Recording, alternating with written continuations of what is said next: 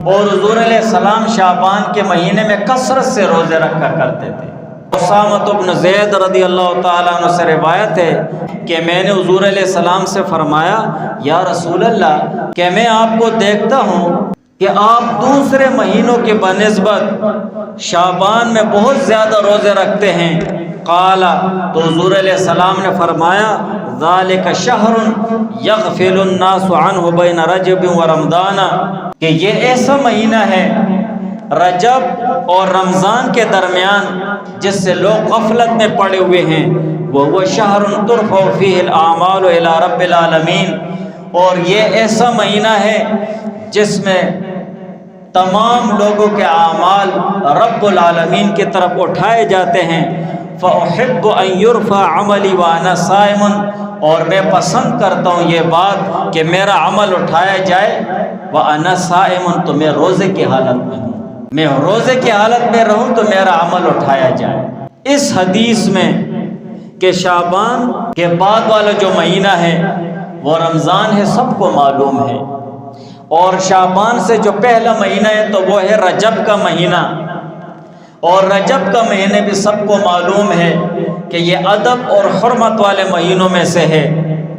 ادب والے مہینوں میں سے ہے۔ مگر رجب اور رمضان کا جو درمیانی مہینہ ہے شعبان کا مہینہ، اس کی اہمیت اور فضیلت سے لوگ غفلت میں پڑے ہوئے ہیں۔ اسی لیے تو حضور علیہ السلام نے تنبیہاً فرمایا، خبردار کرنے کے لیے حضور علیہ السلام نے فرمایا، اور تنبیہ دینے کے لیے حضور علیہ السلام نے فرمایا، ذالک شہر یغفل الناس عنہ بین رجب و رمضان، کہ یہ تو ایسا مہینہ ہے رجب اور رمضان کے درمیان جس کے بارے میں لوگ غفلت میں پڑے ہوئے ہیں۔ تو شعبان کے متعلق، شعبان کی عظمت اور شرافت اور خیر اور برکت کے بارے میں غفلت میں نہیں پڑنا چاہیے۔ شعبان کا مہینہ یہ عظمت اور خیر والا مہینہ ہے، اس میں ہم اپنی عبادت میں تھوڑا تھوڑا اضافہ کر لیں، ابھی سے اپنے کاموں کو سمیٹ لیں، ابھی سے ہم اللہ تعالیٰ سے دعائیں شروع کر دیں کہ یا اللہ شعبان میں برکت عطا فرما اور رمضان تک مجھے پہنچا دے، رمضان کے روزے صحیح مجھے رکھنے کی توفیق عطا فرما، رمضان کے مہینے میں ہر قسم بیماری سے،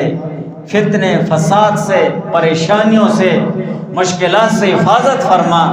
ہر اس مصیبت اور مشکل سے محفوظ فرما جس کی وجہ سے میرے